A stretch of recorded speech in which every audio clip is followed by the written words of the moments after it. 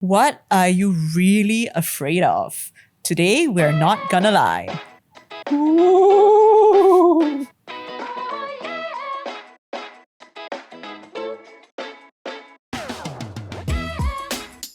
Hey everybody, welcome back to another episode of NGL where we talk about the things in life that matter. I'm Natasha. I'm Zelanie. And today we are here to talk about something very exciting. So Halloween is just around the corner. Ooh. And in light of that, we've decided that it would be a great time to talk about our greatest fears. So today we've got with us, right, two very familiar and dear guests. So why don't you guys introduce yourselves? Hello. It's me, the husband. He's back again. Finally, not on a relationship topic. So, Wow. Yes. hello, Brian. Hello, I'm Wei Yeat. He was the Yeah. red flag to golden flag. Like, dude. Wow. Yeah. Yes. So let's start off with something simple, okay? We start off with a superficial fear. All of us have superficial and serious fears, right? So we talk about Yeah. superficial first, I feel okay? like my superficial feel very real. I mean, it's always real to us and y'all have to take it true. seriously. It's not a joke. Yes. It's true, it's true. Okay, but what are your fears? Sel, Okay, why I don't go you go first. first? I am very, very scared of lizards. Oh. Like, very scared. And I face that fear every single day, you know. Oh, you're so Can brave, you eh? imagine? Wow. Seriously, yeah. Yeah. Oh my god, then you make the she just lizard said sound. take it seriously. Take it seriously. Take it seriously. Okay, so horrible. what is it about lizards? Okay, I had many encounters with lizards that like scare the living daylights out of me. Like from like a lizard dropping on my leg when I was watching TV at home. Oh my Mm. god. And then after that, right, I saw it, I was like, whoa, like, you know, at first it's like you're more like shocked than Actually, what does it anything. feel like? Is it cold? Cold. But okay, luckily it's not wet. It's like just cold and dry. But because they move very fast, Wow, then and like disgusting. their expression is also like very The expression, you got time to see the expression. Yeah, Isn't it just- very like just it's like just like in my He's face. smiling at you. Yeah, and just like smiling, right? the color also look like Look like Wei Yeat. yeah. It's like beige but like slightly translucent, so you can see the Look like thing. yeah. Beige but slightly translucent. Oh my god, get him off this couch now. You know that I bought one like loaf of bread before, then I found one full size lizard inside before. Yeah. Inside the bread. Inside like a loaf of bread, like all sealed up one. Yeah. Yeah. Yeah, so like I had so many encounters with lizards. So the one that dropped on my leg, right? Then I was like, my reflex reaction is just to lift up my leg, Fly to your it head. fly up, and then it dropped back down on my leg again. Yeah, then the worst, right? The worst was it was like 1 a.m. and then I reached home late, right? So everyone in the house was sleeping already. Then I took out my contact lens, so I was like half blind, right? Then after that I was showering, and then I went to reach out for my face wash, and there was a lizard Ooh. on On the your face bottom. wash. It's your most vulnerable position. I cannot think of any. There's nowhere to You are the run. There's lizard, no way, lizard you know. whisperer. Like, why are you so fatal with Yeah, you're so unfortunate. Yeah, so my fear is legit, you know. Right. Nowadays, like Yes, when ah. I go overhead bridge, right? When I cross overhead bridge, and then there's like lizards on the shelter ceiling, right? I will take out my umbrella. Oh, wow, umbrella. I thought you just take one So much detour effort. spot. I bring umbrella every day. It's a weapon. It's not just to cover me from the rain. It's like I must hold the umbrella and walk so that if a lizard drops, at least it It's doesn't oddly drop on me. specific for Wow. umbrella. Yes. It's a very specific fear. Oh, cannot. Okay, Wei, what's your fear, lizard man? What lizard man? I'm afraid of heights. So I hate aeroplanes. Like I hate taking the plane rides. Oh. Yeah, so every time when I have to take the plane, like for holidays or whatsoever, what I will do is I will actually imagine the worst case scenario first so that I will feel a bit more prepared when it happens. Like it's going to crash or whatsoever. I'm going to play in my head. What am I going to do? I'm going to crouch. I'm going to run or whatsoever. Yeah, so when turbulence, do you I flip hate out? it. So, so what is Oh it my- about the heights thing? It's the drop. Is It's the it? drop. It's the weightlessness like feeling. So no roller coasters for you? No, never. I'm the very grounded guy. So Oh, I see. so go roller coaster. I have to take care of bags. Literally grounded. see. Yeah, I'll take care of my Wow. bags. Got one time I went to the USS, then I went for this. I avoided all the roller coaster ride. Yeah. So I didn't go. But got one particular place, right, is the Mummy's one. Which doesn't look like anything from No, outside. yeah, exactly. right? So I queued up with my NS friends, right? Then like I thought that it was gonna be like a museum attraction thing. I didn't know. So we were queuing up like, wow, okay, take a long while. Then we were just chatting. Then in the middle of the queue, right, then there was a sign that says, beware of sudden drop or backward movement. And I was like, wait, what is this? Then they all look at me and then like, is this a roller coaster ride? And I was like, yeah. Did your friends know? I didn't ask them. I also didn't know whether they know. So, but apparently they kind of know lah. Then I was like, when I found out it was too late because it was so long queue. Then I don't Very want hard to to get walk up. back also. And I was like, oh, The walk of shame. so I was like, oh my gosh. Then I just take along. Then when I take right, wow, I tell you, that was the one single ride I have never sweat so many times in my life. I was like, what? It's like people think it's a water ride after you come out. Wow, it was so bad. So I still remember very vividly, there was one particular one is that you bang the wall, then there's a lot of katsua, then got fire, then you move backwards. Oh, wow, that one I just like, I scream and no sound come out. So that was the worst. So no rides for me. Heights. Wow. Right. Okay, Brian, what's your fear? Honestly, I find it quite hard to answer this question because I don't think I have many fears. Can't think of like a deathly fear, but when I was thinking about this, I have one. It's not really a fear. It's a concern. It's a concern. Yes, that's a good word. When I was younger, somebody told me, or maybe if I watched from a show, when you're going out at like 7 月, right? Like, or you know, when there's ghosts lah. Ghost That festival. ghost festival, that 7th period of time, right? Like when you go out, right, try to avoid going out in odd number and being the person in the middle. Because when you go in odd number, the person in the middle, so like if 5, right, then the third person, right? You have the special ability to see ghosts, or ghosts can see you. They are attracted to the person in the middle. I never thought of Yeah. that. So if you're 3, don't be the second. If you're 5, don't be the third. So because of that, right, it has stuck with me until now. I'm like 33, right? It has stuck with me until now. So how that manifests, right, is that when I go to the toilet, I try to avoid the middle cubicle or the middle urinal for some reason. Like it sticks with me. So once I Until go in, now, right, until now, even outside our tea, right, it's just like I see 5 urinals, right? I won't take the middle one. I will take the So I corner can one. go to 1 or 5, but not 3. 1 or 5, 2 or 3, Any. 2 or 4, but I won't go to 3. Yeah, it's a So strange. weird. It's a concern. I don't know why. Wow. So if like it's all taken out except number 3, right? Yeah, no choice. Don't pee. Yeah. Just wait. You wait behind the number 1. Use my phone, pretend. Nata, how about you? I am deadly afraid of frogs. Oh yes. Like very, very, very, very scared. Please take it seriously. Okay, I don't remember when this fear started. I don't think I was that scared of it when I was younger. But like maybe sometime in uni, it became quite bad. I have a few memories. One is that I used to live in this place where like every time you walk home from the MRT, if it's a rainy day, there's a lot of like grass, there's a lot of trees, then- and like the frogs are always there. So like there was once when I was walking home, like some frog like jumped over my toes. And like I will never forget that feeling. It is very Cold. disgusting. So Slimy. it's slimy. Like it's, okay, and I'm a very visual person. So every time I thought about frogs, right, a frog appears in my head. And I need to work very hard to get it out. I'm also very afraid of, like toads. Like they have this like thing under their don't know, Their I throat, don't know what is is that. it? Maybe the Double throat chin. lah. I Yeah, have it's like also. a double chin that She's grows afraid of bigger double and chin. bigger. And like, I don't know why, I just have this paranoia that it will like expand until it bursts or something. Right. So every time I imagine a toad, right, I just think it's so ugly. I ask God all the time, why do you create something as ugly as frogs? No, Some people I actually see like frogs, eh? Yeah, Some they people like find I cute. don't very understand. cute, eh?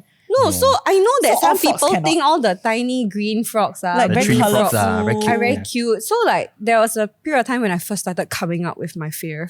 Coming up your fears. Some of my friends really don't take it seriously, Then they keep trying to send me like pictures or like WhatsApp videos sticker, on "Good morning." Instagram. Yeah, they try to convince me. So Yeah. cute, don't you like this? And then I really, I won't even open it. I'll delete the message. So straight even away. like cartoon or pictures of frogs Okay, if it cannot. doesn't look like a real frog, I'm okay. There was once, right, like a group of friends were celebrating my birthday, and then they thought that it would be funny to like buy like a bag of small frogs. Boys, from, like, right? Yes. Confirm guys. From this kind of like fish shop, right? So they bought Yeah, it something we'll do, and then they something we'll brought do. it out. They tried to like chase me with this bag of frogs, right? And I started crying. Then that was the moment they knew they messed up. It's not funny.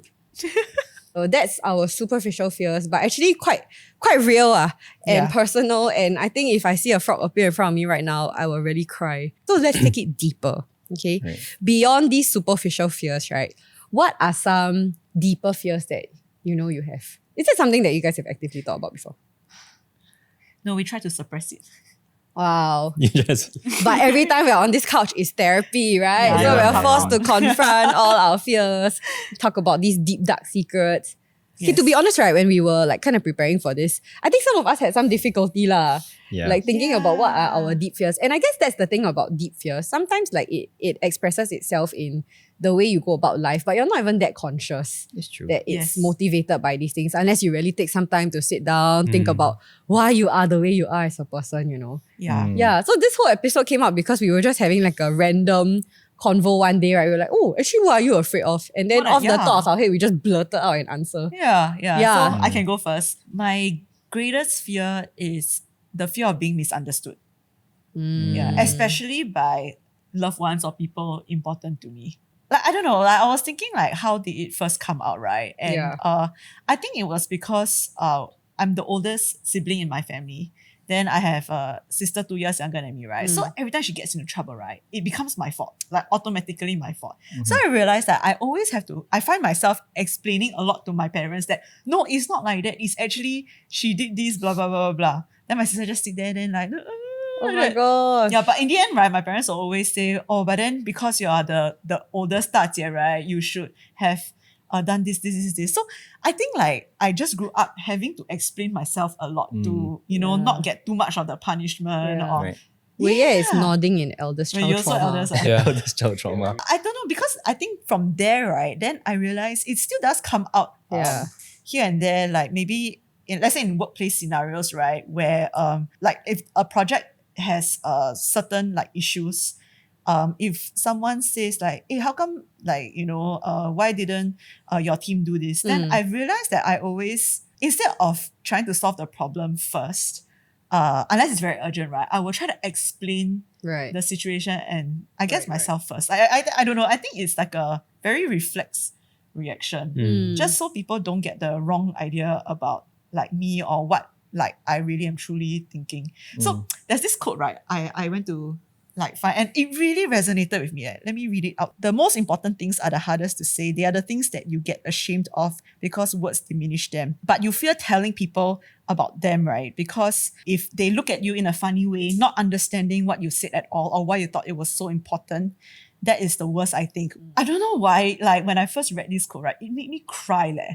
Yeah, because I was like, wow, like imagine if I master the courage. Because when it comes out like weird or like the person doesn't really get what you're trying to say, right? Wow, like It's I true. would feel Yeah. so shitty about Yeah. myself, Yeah. Yeah, and then maybe that's where then I will go back and like replay the conversation in my head. So I don't know, like that just affects me a lot. So do you avoid like being vulnerable or being truthful with people to avoid that possibility of being misunderstood? So you just don't say it. It's better not Yeah, to I say. think it does come out in like maybe relationally as well. Like I feel like I need to be very, very clear.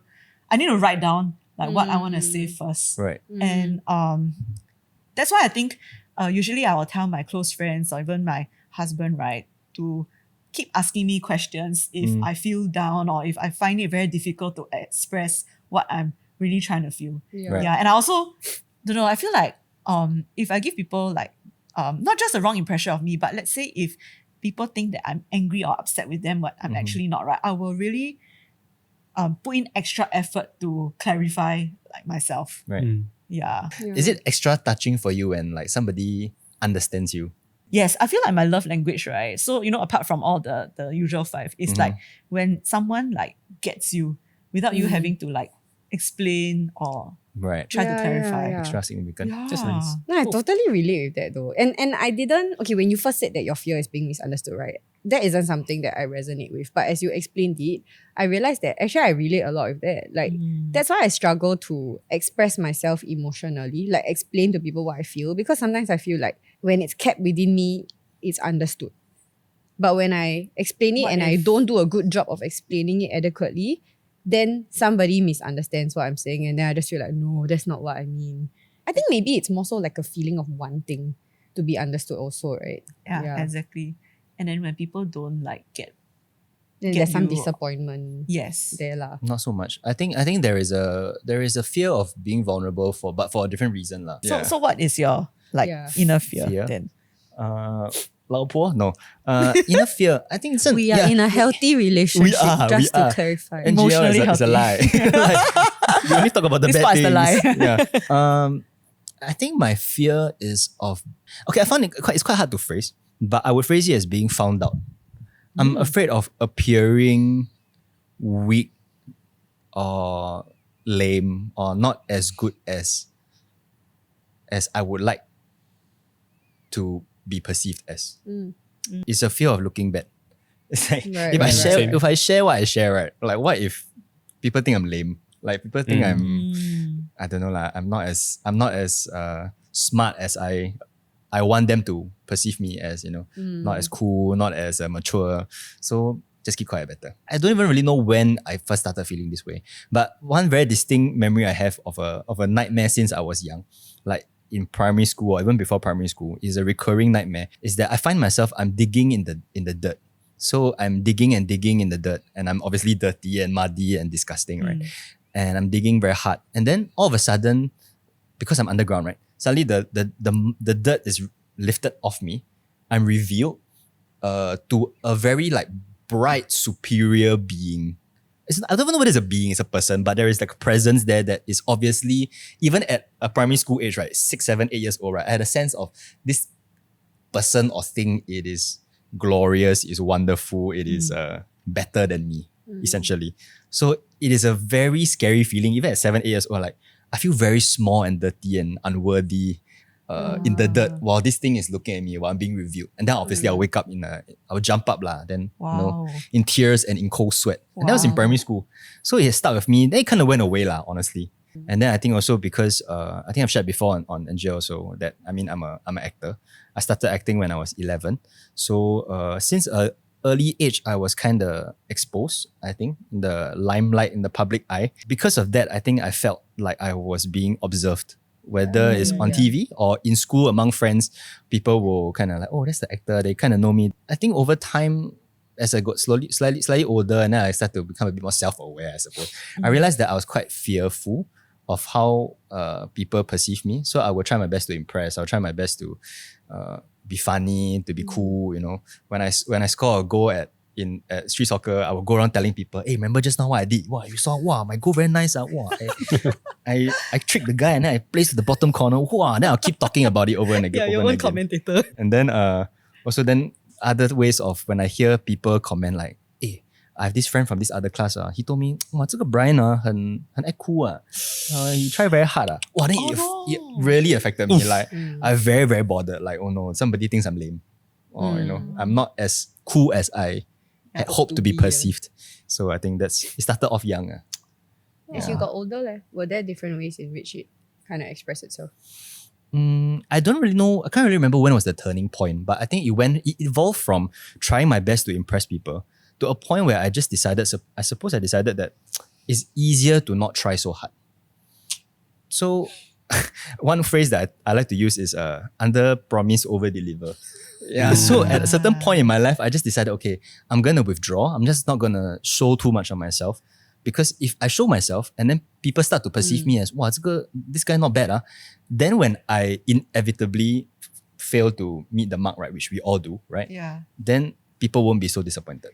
I get In what a you strange mean. way. I set the bar lower for myself. Yeah. Unless it's something that I know that I can do and I'm good at, then I will go and do it. But those that I'm not so sure, I'll just kind of sit back and chill. You don't want to go into like the spotlight. Yeah. Or if I'm doing it and then if somebody praises me, right, I will downplay people's praise. Oh, I was yeah, like, no lah, can lah, it was okay. Because if I allow people to praise me, you know what I mean, then I'm setting myself up for criticism when I fail. Next time. Yeah. So I think I swung the other way. I started to become less ambitious and just kind of protect myself in that way. Yeah. It's like a defense mechanism so that your fear doesn't like become reality also. So they can't fault you for being bad if Exactly. you say So you're average. I don't put myself in a position where my fear will be realized lah, I suppose. Yeah, I get. But yeah, how about you? I can relate with what Brian said. I think for mine, right, it took a long while to put into words also, like what is exactly the fear that I struggle with. And I think I came to conclude at fear of being judged. So I think there are two aspects to it. One is about fear of being judged that I am not good enough. So context is that like at work, right, or even when I was growing up in my student years, right, I've always been known as the guy with the creative ideas.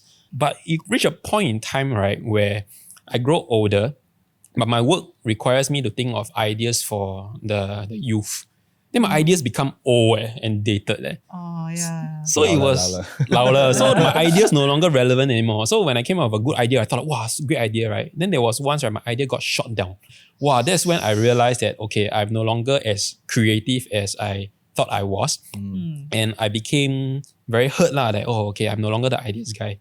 Ever since then, right, when I realized my ideas could be shot down, right, I start to be less confident about the ideas that I give. And I also do not bang on just one idea. Like I fear the most is meetings where I have to pitch the idea. So ever since then, like I would come up with more than one idea. I just like be less confident. Like if this idea doesn't work, I have another idea. You know, I become second guessing myself that whether this is a good idea or not. Because now people has that impression that I used to be like creative guy, right? Then I feel that if I do not match up to that expectation, right, then I will feel that, wow, I'm not good enough. So when I reflect, right, I will realize that I think because I put a lot of like my self-worth in my work, in the ideas that I give. So that was a trap for me. So being fearful of being judged that I'm not good enough was something real for me that now it still governs the way I make decisions. It still governs the way that I work or think of things or come up with ideas. Well, that's very scary, being the guy, the ideas guy, the something guy. Yeah. That's something I actively try to avoid. I don't want to be the It's guy. like you specialize, right? You go into Yeah, yeah, yeah, specialization yeah. and It's then like- like that's the one thing Yeah, you I do thought you're very well, good but at ideas. then- Because you're setting ideas. yourself to fail. What? Like if you are the Yeah. ideas guy and your idea is not good, then Yeah, people, Yeah, that's this what guy- people know you for only. yeah. So right? I rather just be Very a guy. scary. I just be a jack of all trades. Yeah. Now, this is very interesting to me because I would not do that. If people know me as that person, then I will work very, very, very hard to always be that person. So it's very interesting for me to hear you three agree with each other. I never had any talent. So I never had one. So yeah, I was born average. Naturally a jack of all trades. Naturally. So that was one of the aspects. The second aspect, very quickly, is about fear of being judged, like in a sense of like not being liked by friends. I share one story that I remember very vividly, right? So COVID days, right? Oh, trauma. Okay, so COVID days, what happened was that in office, right, I had this goldfish. Okay, this goldfish, I didn't buy this goldfish one. Honestly, this goldfish was for some stage illustration. So we bought it. Then after that, I don't know what to do with it. So I keep it. So I start feeding it and I become my pet, office pet, right? Then every day I go office, I will like feed it. So when COVID struck, right, then we all work from home. Circuit breaker. Yeah. And then my goldfish not very young already. So I know that, How you know how old your goldfish I mean, they die. It's been around for a while lah. In my experience, goldfish don't live very long. So I know that I cannot bring the goldfish home because cannot survive lah. Too much movement, the transport and everything. Yeah. I know I cannot bring it back. So that's one reason. Another reason is I know my mom and my dad won't allow lah. Like, why you take a goldfish 回家, that kind of thing. So I just left it in the office. If I go back to office when we are allowed to, like for shoots and everything, which the government allow, right, then I'll feed. I know I cannot overfeed, so I'll feed. So I'll do my best. But what happened, right, was that during one of our Zoom meetings and everything, I caught wind about one of our colleagues who made a comment that, wow, why Wei Yeat do this kind of thing to the goldfish? If I was in the shoe, I would never do this kind of thing one. What's the kind of thing? Like so Leave the fish heartless, there, leave the fish in the office to die. Oh. So to me, I was like, wow, I was so affected. Yeah, okay. Misunderstood. Maybe. Oh, misunderstood and I realized that the person is judging me, they don't get the full everything. picture and everything. I never can ask you first. Yeah, so and make this kind of comment to who? Not to me, to other people. Why you like talk behind my back, that kind of thing about me? So I cared a lot about what this person felt about me. So that was when I realized that I care a lot about what people think. I could not let it to rest. I leave it to rest. So I texted the person that, hey, you got anything to say, just say it to my face, like I just text and everything. But I mean, that colleague was a friend also. So we talked about it and then like she apologized and everything.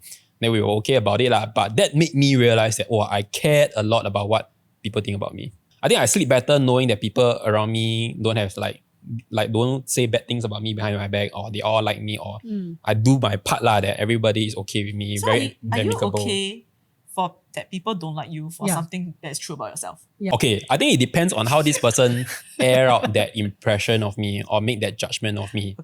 Okay, so maybe a few contexts. Maybe if the person tell me that, hey, your joke not funny. If I don't already know you, like, oh, okay lor. So I'll be not so affected. But if the person go and tell other people, hey, this way you think that he very funny, then I'll be like, 你是谁? Who are you? Why are you saying that about me? So I will go to that person like, hey, I heard that you say this about me. Are we very close, man? Why you say this kind of thing? So the difference is Who are because you? there's one person's opinion versus a lot of Because the people's person opinion. spread. The person spread. Or maybe I just don't like gossip, you know? I feel it people seems gossip like about me. It's the gossip. Yeah, but I think when people make that kind of comment to other people and then everyone like know or like have that impression of me or share their experience without knowing me, right? I feel that, wow, I'm being judged for not like for being someone that maybe not true, maybe true. okay. I don't know, but Yeah. you let that spread, right? Then I feel like, wow, I feel like the whole world is against me, you know. Then this kind of thing, I think quite similar to like social media game, like when people like start to judge or comment people. I'm very scared to enter social media world. And like, what if people have comment section like judge about you and everything? So Wait, Nata, we haven't heard from you here. I think my greatest fear is that I am ordinary.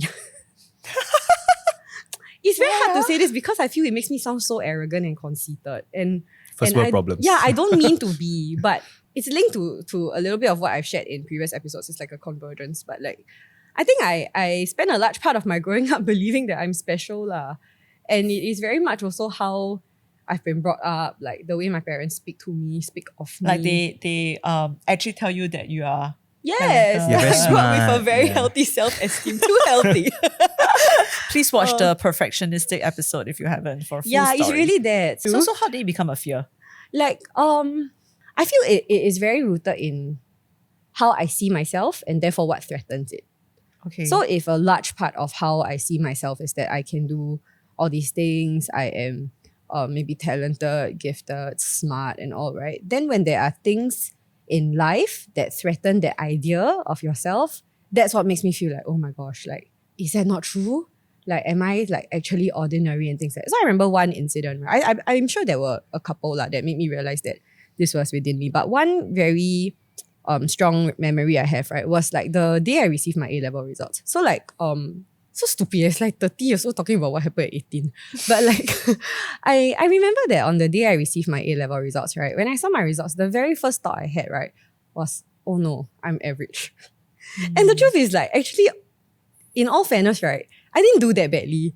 I think across national standard, I'm definitely above average. But because I came from a pretty good school, so like they invited all the people who got 6 distinctions to go out on stage, right? There was not enough space on stage but you were for not people. on stage. I was not on is it? stage. Oh. Yeah, and like I think also throughout my whole JC life, like the way my teacher spoke to me also was full of belief, lah, you know. Okay. And then actually, like when they saw my results, right, some of them, like my teacher said this to me, she was like, you must know that this certificate doesn't it doesn't define all that you are, and actually you are so much, and she doesn't mean it as a general comment, she meant it specifically for me, like you are so much more than just these grades. So on the one hand it's comforting, on the other hand I know that I didn't live up to my full potential because of what you're saying. I know that I could have done so much better. I remember that feeling of, oh my gosh, I'm average, right, really stuck with me for quite a while, and it was something that I actually had to process, which then I felt quite ridiculous, like how come like I cannot accept the fact that I'm average. So what if I'm average, you know?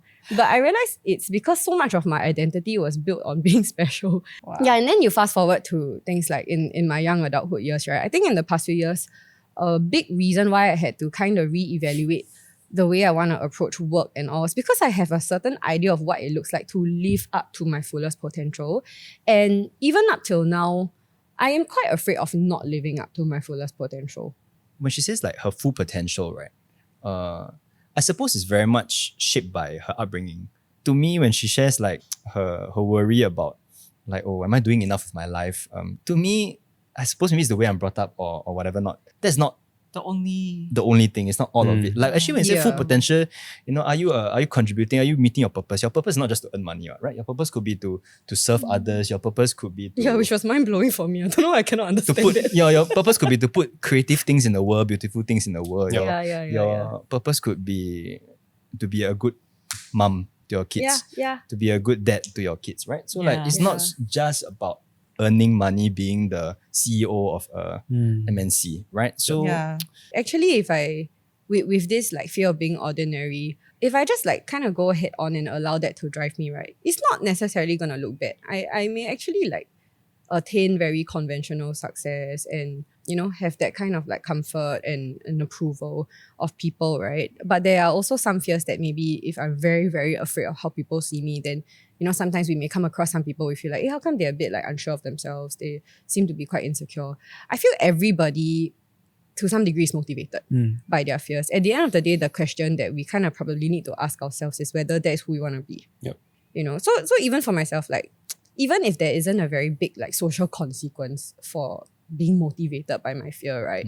I think I came to a place where I felt like I don't just want to operate out of that anxiety of not living up to my fullest potential. For me, at least, it came down to like okay, who do I really want to be? So I do feel it is a very personal journey that we all go on. I think we all go on it at different times, depending on when you decide to really do that internal work to decide, okay, more than just being motivated by my fear, I want to make my decisions of certain values or of certain things that are really important to me in life. Yeah, so... It's Yeah. true. Yeah. I mean, it's not a very comfortable place to be in to face your fear head on, man. But I think very instinctively, I will like just avoid thinking about it.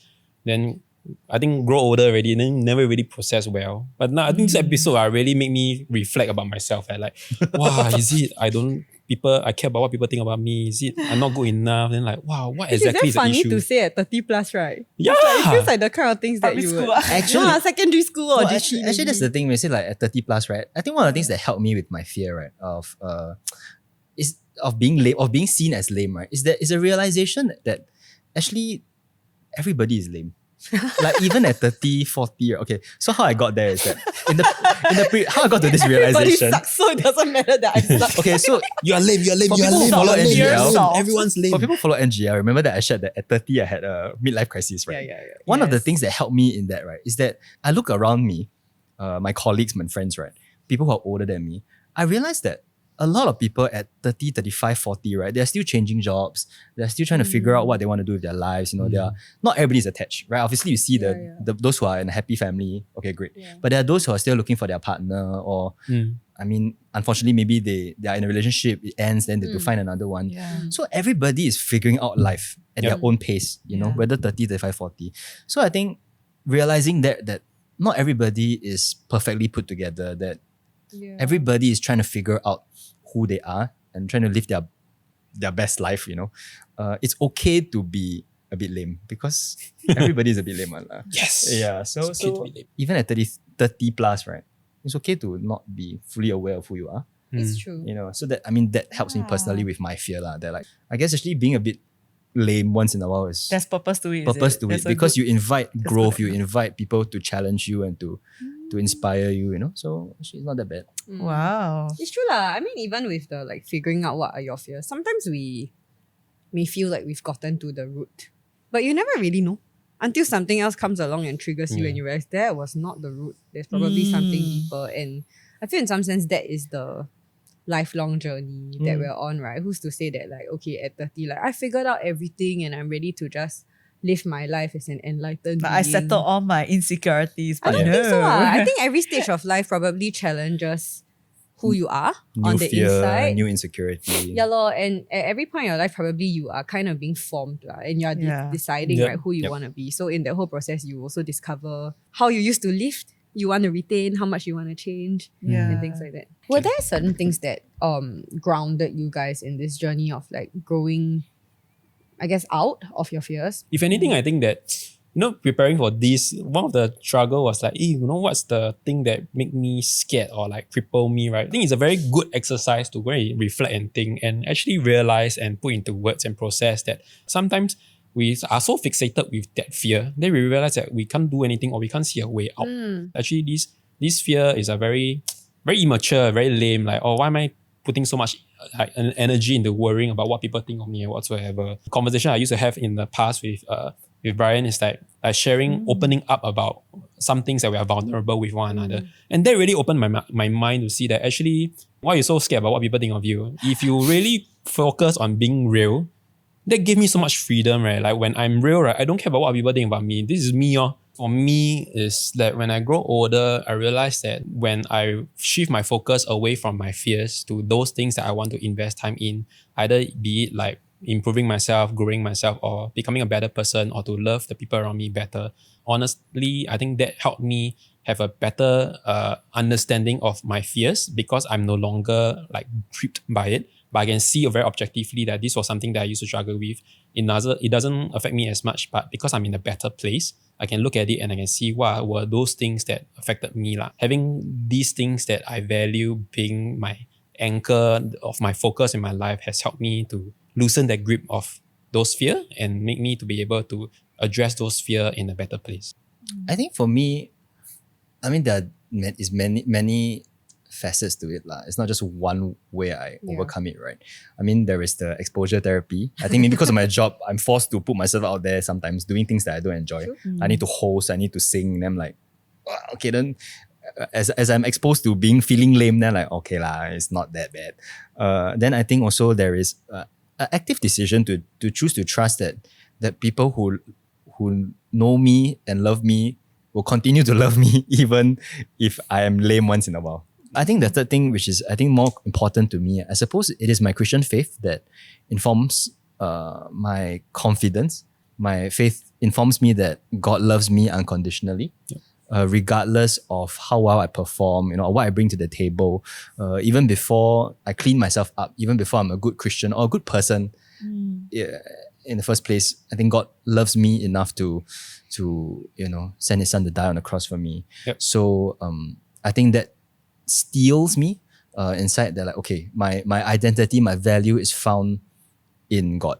That gives me the confidence to go out and be lame in front of people, because it's okay, that there is a foundation already. There's a foundation of security and confidence that is unshaken.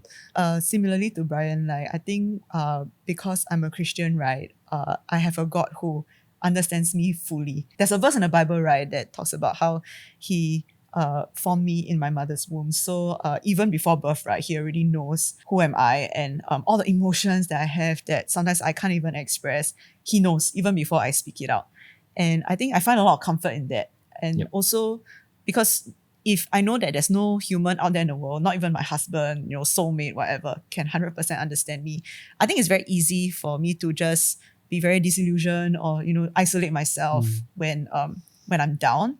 But my faith in God keeps me from that, because I don't have to run to any human or run away, but I can run to God who will understand everything. Yep. And I think that helps me to also be more understanding to the people around me also. It helps to a bit like Wei Yeat, like it takes the focus off ourselves and what fears can do to us, but just to turn the focus to like other people also. Yeah, so I find that the fears will always be there. Like I don't think it will diminish, but like knowing God has helped me a lot. Yep. To try to understand and not to be fearful of it coming up again. Yeah. Yeah. I like what you said about taking the focus off ourselves. I think that did help me quite a bit in my journey. Because I think for me it was a lot to do with like digging deeper into why I want to be special, not ordinary. I think a large part of it actually had to do with wanting to be somebody in the eyes of other people, honestly. But I feel then when I had to kind of reevaluate what were important values to me in life, right? I think one of it is really like serving the people around me, making my mark in the world, not just for myself, but so that people can benefit from the things I put out, right? And if that is an important value to me, then I think I realized that it was a lot more helpful for me to focus on that. I think what was more important to me is thinking about how people feel when they encounter me, when they leave, do they feel more refreshed, more empowered, more sure of what they're doing in life, or do they leave actually feeling small about themselves? Do they leave feeling stupid because I'm so obsessed with making myself feel bigger and smarter and things like that? Yeah, so I think that kind of reevaluation, realignment of my values, learning to reprioritize it, really helped me to operate out of wanting to serve others than build my own glory and fame and things like that. Yeah. Wow. So I think we had quite an extensive conversation about this topic. I honestly didn't know that it would get here, but it was quite interesting to do therapy as the camera rolls. So We don't usually talk about fears when It's we true, are it's like true. out with friends. It's true, it's true. Yeah, Or we talk about the superficial ones lah, Yeah. like cockroaches, frogs One and and fly. whatever. Yeah. Maybe that's a conversation you guys can have with your own friends. That's It's true, because I right. think a convo like that, I mean, number one, it takes a lot of introspection. And also Yeah. it's very vulnerable to put yourself out there and expose these things about yourself. But it makes for good conversation. Yep. It makes for good Yeah. connection with each other to know each other better. Invites deeper, greater support, love. Yeah. Which all of Understanding. us can do with more of lah. Yeah. So we hope you enjoyed this episode and you enjoyed sitting in our therapy session that we didn't know we Please signed do up not for. attempt to scare us. Very important. Yeah, but you can please drop us some messages as you watch Yeah. this episode. Right? Yeah, Share you with us relate. what are your fears? What are some things that you relate with? Things that you may still be processing, and we would be so happy to hear some of your answers as well. If you like this episode, you can give us a like. You can subscribe to our channel. You can find us on our socials at Instagram and TikTok at ngl.people. And you can also join our Telegram channel where we share behind the scenes footage as well as information about our events. You can find our episodes on YouTube, Spotify, and Apple Podcasts. And until the next one, we will see you again. Bye. Bye. Whoa.